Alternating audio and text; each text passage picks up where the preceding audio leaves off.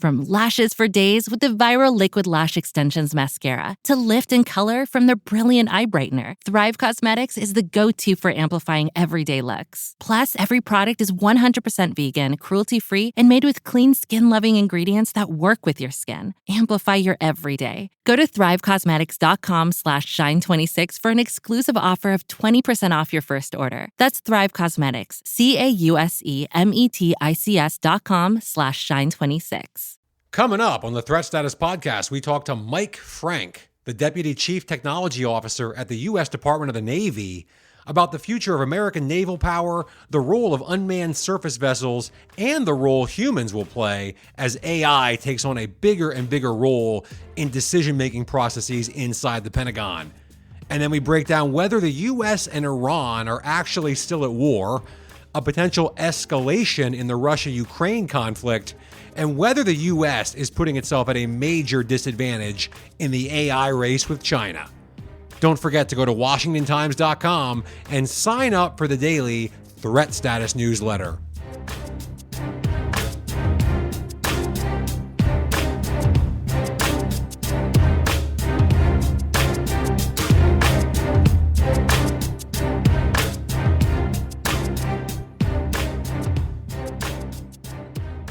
Hello and welcome to the Threat Status Podcast.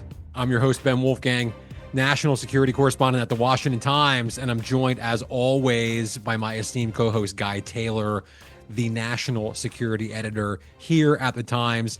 Really good episode this week. Mike Frank, the Deputy Chief Technology Officer for the Department of the Navy, is coming up later, and we get into a lot of detail about plans for U.S. maritime dominance, what the Navy is doing with advanced tech, the Golden Fleet, unmanned surface vessels, humans' role in AI from the Navy perspective, and a lot more. So stay tuned for that coming up in just a minute. But before we get there, Guy, first things first, as always, what's on your radar right now?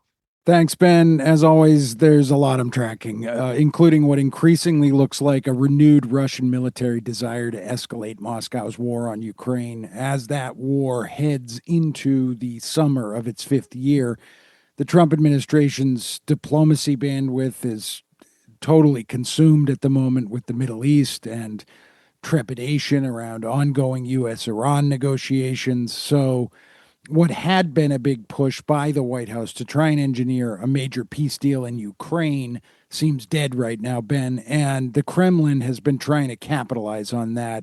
This past week saw Russian Foreign Minister Sergei Lavrov put a phone call into Secretary of State Marco Rubio to basically give Rubio the courtesy of warning all U.S. diplomatic personnel to get out of Kiev. What followed was a major drone and missile assault on the Ukrainian capital by the Russians, and there's a sense this assault is going to grow over the coming week. Of course, the timing is important given that it comes at a moment when the Trump team is so focused on the Middle East. Remember, Russia is a strategic partner of Iran.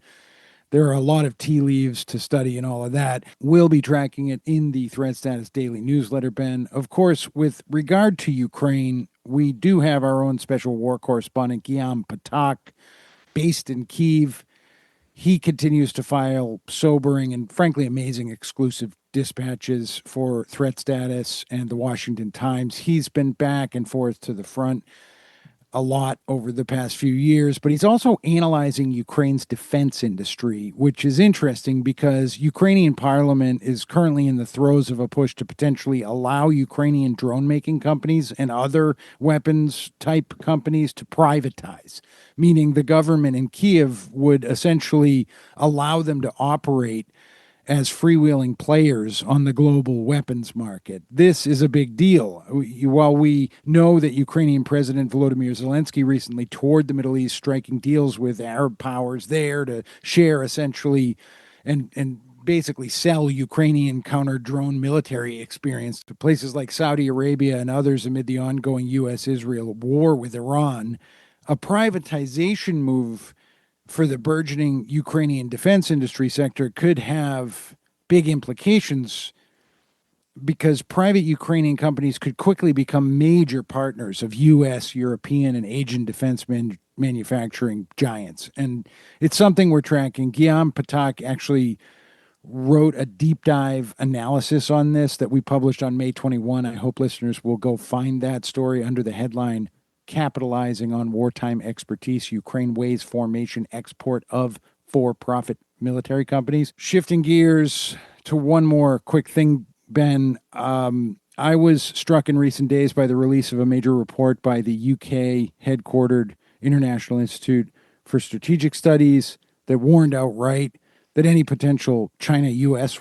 war over Taiwan would carry the risk of nuclear escalation. That might sound obvious, but this was a kind of sobering warning that this group put out in the wake of the recent Trump-Xi Jinping summit in Beijing, the recent Putin-Xi summit that also happened, and of course the current moment when there are no major nuclear non-proliferation talks or treaties going on between the U.S., China, and Russia amid the ongoing demise of the Strategic Arms Reduction or New START treaty that very historically expired in February of this year. The risks, I mean, nuclear risks in multiple theaters, multiple countries, multiple, conflict. It's really, it's an issue that we've talked about a lot here in the show, and we're going to continue because it's something it's top of mind, I know, for Pentagon officials and policymakers in this country and around the world. So speaking of conflicts, we have to take stock of where we're at in this war, this U.S. war with Iran. We've been having this discussion I have with colleagues, Guy, about whether the war is actually still going on or not. We've seen multiple U.S. strikes against Iranian targets over the past couple of days. Iran apparently targeting an American base in Kuwait, drones being shot down, basically combat between the two sides. Once again, even as it seemed like, at least a couple of days ago, we were barreling toward a deal to actually end the war. And then, as we're taping this, Ben, on the afternoon of May 28, there are headlines moving now about supposedly the two sides agreeing to this new 60-day ceasefire. That's right. I mean, just before we started to record, you would look, President Trump, of course, needs to sign off on this. Iran apparently has signed off on it. I'm still, frankly, trying to wrap my head around what any of this means because the pieces on the chessboard are moving so rapidly. We're in this strange spot in the conflict, whatever happens with this extended ceasefire, because as we've detailed repeatedly on this show and in the Threat Status newsletter, the Trump administration has, to a degree, backed themselves into a corner in terms of how they get out of this. Don't forget that Congressman Gabe Evans, a Republican, was just on this show a couple of weeks ago and said that he's confident the conflict will be wrapped up soon, and that soon after that, domestic gas prices here in America, which are $5 or more in some places per gallon, will quickly come down. So that's the expectation from inside President Trump's own party.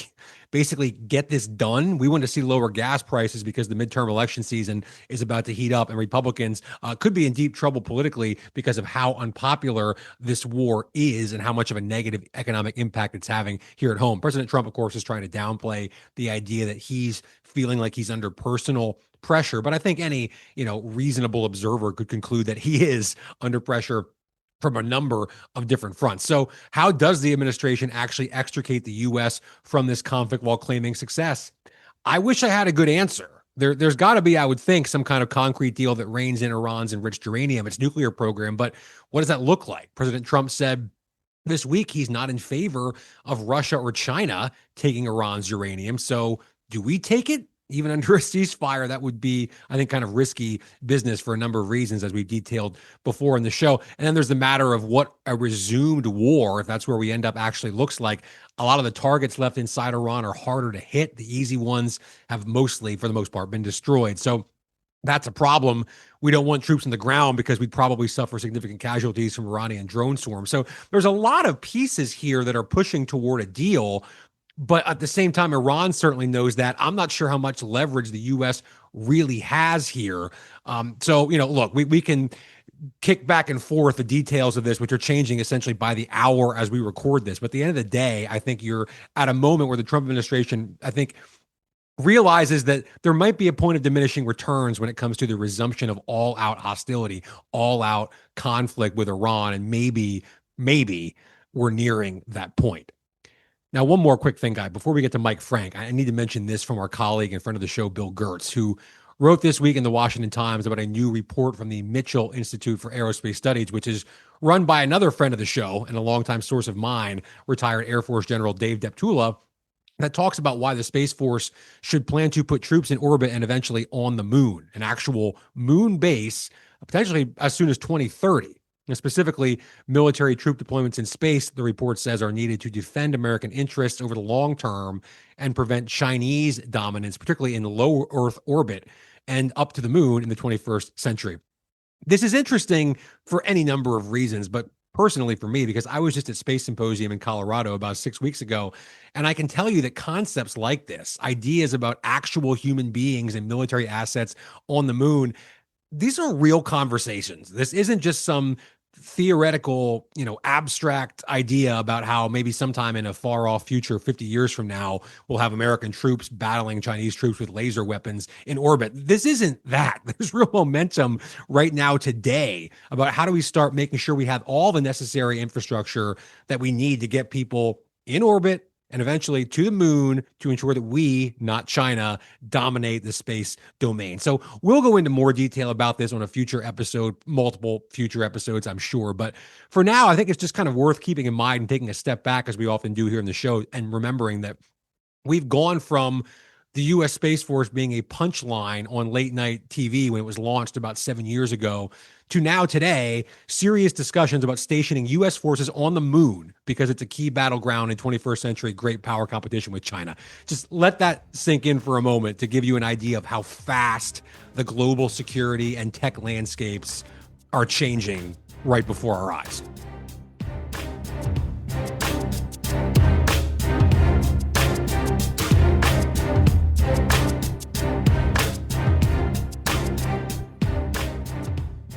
And we are joined now by Mike Frank, the Deputy Chief Technology Officer for the Department of the Navy, which I have to be honest, Mike, sounds like it's got to be an exceptionally cool job right now. Of course, here at Threat Status, we have a focus on all things maritime, shipbuilding, unmanned surface vessels, autonomy. We're going to get into all of that with you here today. So it's a pleasure. Thanks for coming on the Threat Status podcast. Thank you, Ben and Guy. Really appreciate it. I've been listening for a long time and excited to be here with you today. Let's start with acquisition reform, because I know this is obviously a huge topic inside the Pentagon and also in the defense industry. I think it's kind of one of the landmark efforts by this administration, certainly by this defense secretary, to just remake the way the Pentagon thinks about acquiring, procuring, essentially everything. So I'm curious from your perch, kind of where the Department of the Navy fits into this. What are you all doing around acquisition reform? And what would you say to some critics, some of whom we've had on this show, who worry that while all of this rhetoric around acquisition reform sounds good, at the end of the day, maybe there's too much inertia, too much institutional resistance to actually get anything meaningful done in the end? Yeah, absolutely. I mean, to say that there's a lot of inertia is true. I think everybody kind of understands that, and anybody that's worked in the building kind of sees that and feels that. To say that it's too much, I think is, not the right answer, right? We can't just say, we can't change. It's going to be too hard. I do think that, we're at a time right now in a place where we are operationalizing a lot of, what came out in Secretary Hegseth's November 7th, acquisition transformation speech, the, kind of arsenal of freedom speech. We're really at the point of operationalizing a lot of that. And for the Department of the Navy in particular, what that has looked like are a few key things. I mean, the first of which is the portfolio acquisition executive transition. So we have recently stood up 9 PAEs. The 19 PEOs that used to exist within the department have now been kind of reorganized and turned into these 9 PAEs. To your point, there are critics out there saying, okay, well, this is just a reorg. This is just a name change, shifting deck chairs. It's not going to actually do anything. But, to that, I'd say there are some very, very real changes, some structural changes within the PAEs that enable them to operate differently and more effectively than the PEOs did. And a lot of what it comes down to is the authorities, right? So we are collapsing the kind of the authority and the accountability of that senior executive within the organization to be able to do things like move money and focus on portfolios rather than programs, and really have a holistic view to be able to execute and just move quicker and more agilely as needed. So I think that's a really key piece of this kind of overall acquisition transformation and reform that we're seeing. Another big thing specific to the Don is the stand up of the Don RCO, or the Rapid Capability Office. So the RCO was stood up, late FY25. But that was kind of in name only. I mean, it's really starting to get its feet under it now, where we're starting to execute and starting to see some of the bets being made and some of the bets paying off. And that is going to be a real engine for how the department, both for the Navy and the Marine Corps, how we bring in some new technology. And when we think about commercial first, and we think about really trying to drive faster acquisition in the commercial sector, the Don RCO is going to be a major engine behind that for us. Mike, I'm curious on this commercial first aspect that you just mentioned, because I was just at SOF Week, Special Operations Forces Week in Tampa last week, as we record this on Wednesday, May 27. And I heard from a couple of people this idea that, are we getting to a point now where there's so much money, so much private capital pouring in, that you have essentially companies saying, well, we need to be, if we work with defense, that's where the money is. So is it coming full circle to where you want commercial first, but now commercial starting to say, we need to work with defense, work with the Department of the Navy, because that's where we're going to make a lot of money? Is it kind of coming around full circle in potentially a negative way for that relationship? Yeah, that's a really interesting question. And I think there are a couple different components to it. First, as you mentioned, there's a lot of money, there's a lot of private capital money coming into this space. There are a lot of, VC firms and PE firms out there that are seeing, kind of the activity and the opportunity here to make investments. But ultimately, whether or not those companies are successful are going to determine the returns they get, which is ultimately going to determine whether or not that level of kind of interest and frothiness in the market is going to sustain or continue, right? And so, I think right now we're at a point in the cycle where there's over the last 4 years, we've seen an incredible increase in the amount of private capital that's coming into the space. But we are still years away from really understanding if those investments are going to pay off, and whether or not these venture capital firms and private equity firms are going to see the returns that they need. So to answer your question, I don't think we're really at the point yet where it's at a negative, because we are focusing on this kind of commercial first adoption and focus. But really, ultimately, like, we are going to need to see some winners in order for us to understand whether or not this model is successful. And that's going to take time. It's going to take years. And that's, the normal kind of life cycle of a venture fund is 7 to 10 years. And for us, we think about, the budget in terms of the fit up and, the just kind of the next 3 years of what does this look like? What is the Palm cycle? And so it's going to take time to see kind of what is successful and what's not. Mike, it's Guy Taylor. Thank you so much for being here with us. I want to look at kind of the more like the 5 or 10 year picture for a second. And I want to ask you about something called the hedge strategy. This was an idea that Admiral Darrell Caudle, the chief naval officer, articulated a couple of months back in his fighting instructions for the Navy. I actually spoke with Admiral Caudle about this in an exclusive video interview recently. As I understand it, the hedge strategy is like the U.S. at this point.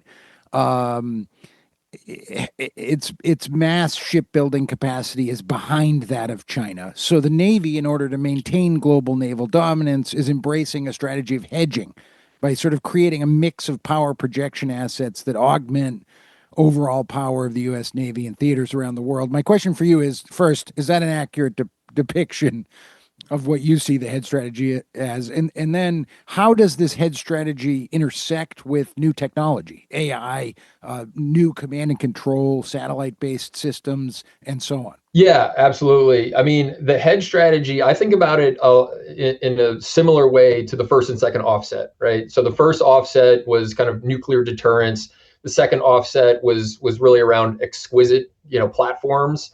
And just kind of being the best militarily or technologically, and having the best capabilities. The hedge strategy is similar in that, right? It's, if we don't have the kind of conventional advantage, how do we gain the advantage through unconventional means? And the hedge strategy is very much in that same vein. We've talked about kind of the third offset just more broadly, kind of what we've been going through over the last, let's say 6 or 7 years. But the hedge strategy is very focused on kind of that mentality of how do we gain the advantage if we know that, we may not be able to develop ships at the same pace, or we don't want to, right? But the hedge strategy that Admiral Cottle has put out is focused around kind of 5 different things. But one of those is the asymmetric capabilities. It's really around, how do we build a fleet that is both manned and unmanned? How do we build, the capabilities that are going to be able to control that fleet, both autonomously, but also, through more traditional means. And then, how do we introduce AI capabilities and the security required for that to be able to, really get an advantage from something that maybe, looked at conventionally as at a disadvantage. But then there's other pieces of the hedge strategy too, right? Like that's just the technology component, but there's also kind of the human capital component. So how do we make sure the force is where it needs to be, both in training and understanding the concepts that need to go around a lot of this stuff, because we talk about, buying all these robotic and autonomous systems, but there is a whole ecosystem that needs to exist outside of them to include the training and education and the concept of employment and all the other things that need to go around it in order to, make us effective with those tools.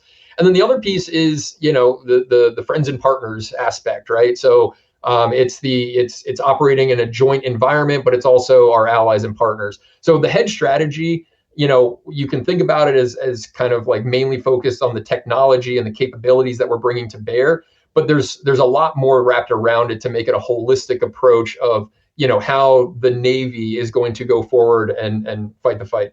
All right, but if we're just talking about tech and assets, where does President Trump's Golden Fleet fit into all of this? Is that just sort of a little bit of rhetoric, rhetorical distraction potentially, or really from the tech perspective, is it something new, an entirely new fleet? Is it about upgrading existing assets? Is it a little bit of both? And how important is Golden Fleet as to this broader American strategy of maintaining naval dominance? Yeah, no, I mean, it's a good question. I think there are aspects that are rhetorical. I mean, obviously there's a theme, right? Our country is going to be gold on kind of all fronts here going forward, with the Golden Dome and the Golden Fleet. But really, I mean, the way that I think about it, and the way that I think the department is looking at it is, it's really about rebuilding our maritime industrial base. It's rebuilding our kind of maritime assets as a whole. And it's just kind of revitalizing our place as a maritime superpower. That has been such a huge part of our history. And, we've lost some of that capability, and we've lost, over the last few decades, not only the platforms that we do have, sitting kind of below the congressionally mandated number of battle force, vessels that we've got out there, but really it's our ability to, replenish that. So, even just getting up to the 355 that we need to be at isn't enough. It's how do we, create the throughput. You're talking about total number of ships in the U.S. Navy. 355 is the goal. That is the congressionally mandated total battle force that we need to have. And right now we're in the 290s. So, a very, very capable force that we have today, but we need to increase that. We need to get better. We need to add not only, destroyers, carriers, whatever we're going to put out there, but, what the Golden Fleet is all about, and what the shipbuilding strategy that came out a few weeks ago really focuses on, is building a fleet of the future, right? That combines both crewed and uncrewed vessels, surface and undersea, and aviation that's going to be included as part of kind of the power projection on the carrier fleets and the carrier fleet groups. But it really is just around the shipbuilding capability as a whole. So, I think when we talk about Golden Fleet, we're not talking about a specific class. We're not talking about a specific capability. We're talking about, basically bringing the, U.S. maritime dominance back to the forefront of, what our strategic objective is, specifically as a Department of the Navy. Mike, you just mentioned uncrewed systems. Can you help us and help our listeners understand where unmanned surface vessels or USVs or some, I guess call them sea drones, kind of fit into this? I'm specifically curious whether we've learned any lessons or are seeing any strategic, takeaways from the U.S.-Iran conflict in terms of what USVs might be able to help the U.S. accomplish. Just for listeners who may not be familiar with that, certainly I think they're familiar with aerial drones, unmanned aerial systems, maybe not quite as much yet on the USV front, but I suspect that's going to change. Where do they fit in long term, and have we learned anything from current conflicts about the roles they could play? Yeah, I mean, I think we've learned a ton from the current conflicts. From just Russia-Ukraine conflict, we've seen multiple instances where the Ukrainians have been using USVs to degrade or destroy, significantly larger Russian vessels, right? And so that's a clear one.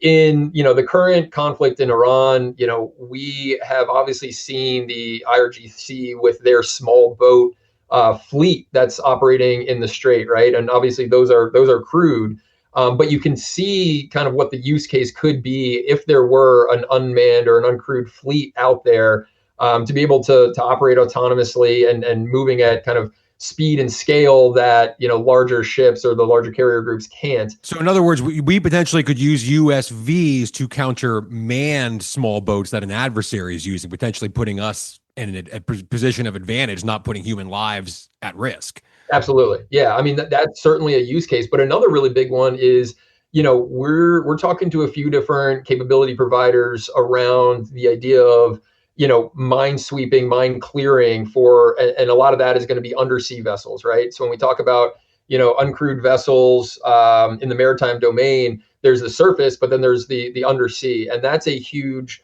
area, a lot of use cases, a lot of opportunity there for us to start leveraging some of those capabilities.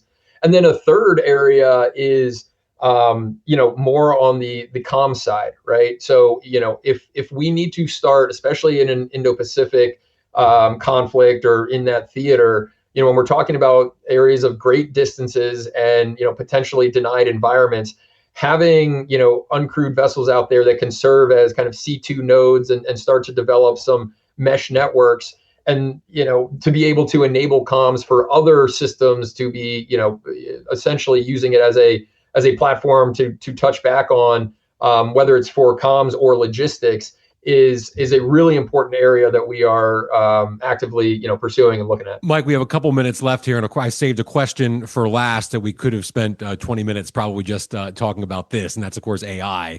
Because you wrote a piece recently titled "The Limits of Human Oversight at Machine Speed." I'd encourage listeners to go check that out because it's absolutely fascinating. But you talk about this idea of the human sitting at the quote-unquote the side step in this process, and one of the conclusions you come to is, quote, "The human is, in this configuration, the limitation," unquote. In other words, it seems that the human could slow things down in an age of AI and autonomy.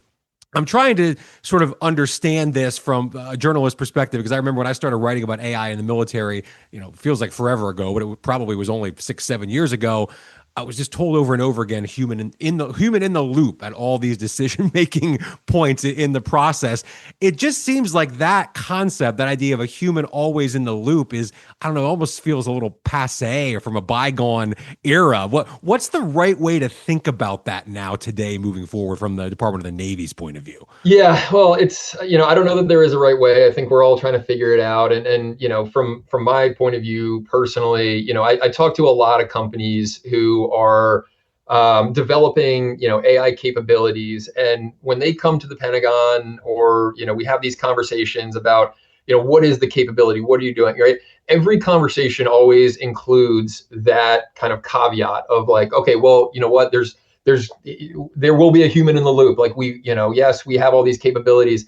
And, I feel like we're at the point now where that caveat is really, people think that it's going to make the government feel better to say, oh, well, there will still be a human sitting at that decide step. And, in a lot of situations and in a lot of use cases, that is absolutely the right thing to do. And that's what we need to be thinking about.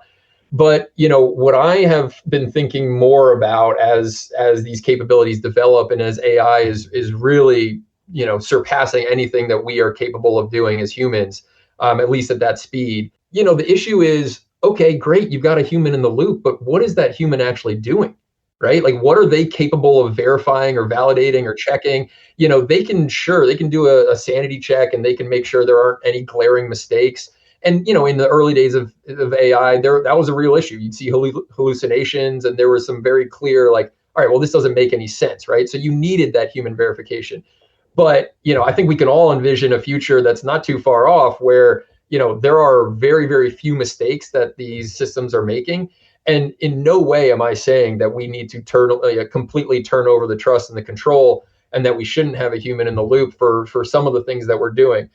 What I'm saying is we need to be realistic and honest with ourselves about what that human is actually doing, right? If we put a human operator, an analyst, whoever, a lieutenant on the controls of a, AI cyber SOC tool to say, like, all right, the AI is going to identify all these vulnerabilities in the system. It's going to generate a patch. And now it's going to go over to the human to click that, accept and implement button.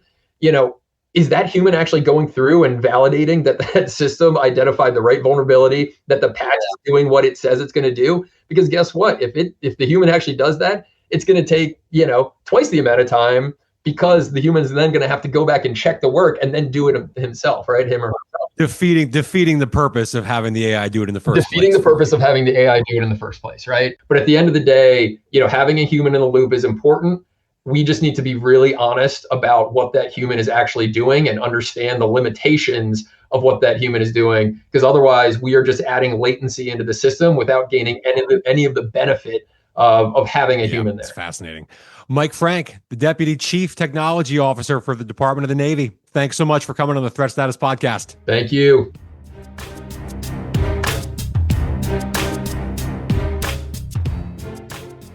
And it's time now for Threat of the Week, our weekly segment here in the show where Guy and I each identify a threat, whether it's here at home domestically or in some corner of the world, that we think is impacting U.S. national security right now this week. As you all listen to the show, Guy, what do you have this week as your threat of the week? Thanks, Ben. My threat of the week, it's a topic that I'm worried that I'm just harping on it or repeating myself. But it's based on a new Congressional Research Service report that found that Chinese companies continue to sell nuclear weapons and missile-related systems and goods to Russia, North Korea, and Iran, while the Chinese Communist Party-controlled government in Beijing has a stated policy of not proliferating strategic arms like this. These Chinese companies are still doing it. So this report jumped out at me, and my threat is just that the national security community needs to be paying closer attention to the nuclear weapon issue. And the U.S. should be doing more to lead non-proliferation diplomacy with China and Russia particularly. Yeah, my threat of the week involves China as well, and it's specifically the advantage China has or maybe is building right now over the U.S. when it comes to power generation, electricity generation capacity, and the data centers that we need to power today's advanced AI models. We talk a lot in broad terms about who's going to win the quote-unquote AI race, the U.S. or China. It's really this is a key piece of that broader discussion, and it's kind of unfolding before our eyes. We've talked a lot in recent weeks on this show, and we'll continue to, because this is an issue that's under the radar, and really it shouldn't be, because there's two things happening here at once. There's a movement in the U.S. to ban new data centers, which are these big server farms that power AI and other 21st century tech. The Borough Council in Columbia, Pennsylvania, in Lancaster County, not too far up the road from where I am in Gettysburg, voted this week to reject a proposal from a developer because they believe that developer was likely to build a new data center there in Columbia, Pennsylvania. Congresswoman Nancy Mace, a friend of this show, has proposed a 1-year moratorium on all new data center construction in South Carolina, statewide. We've previously detailed the data center moratorium in Denver, proposals to do the same in Maine, all across the country. We discussed this with Congressman Evans a few weeks ago, too, and to his credit, he recognized we as a country can't really go down that road of outright banning them. Look, part of the reason for the opposition, among others, is these data centers eat up huge amounts of electricity, strain power grids, and without the proper protections, they can lead to huge power bill increases for Americans. The Trump administration, to its credit, has been pushing big tech to pick up the tab for that. But that leads to the number 2 issue here and why they're connected. As far as geopolitics go, consider these points. Since 2021, China has added more power capacity across all energy technologies than the U.S. has in its entire 250-year history, including 543 gigawatts just last year in 2025. That's according to the National Energy Administration.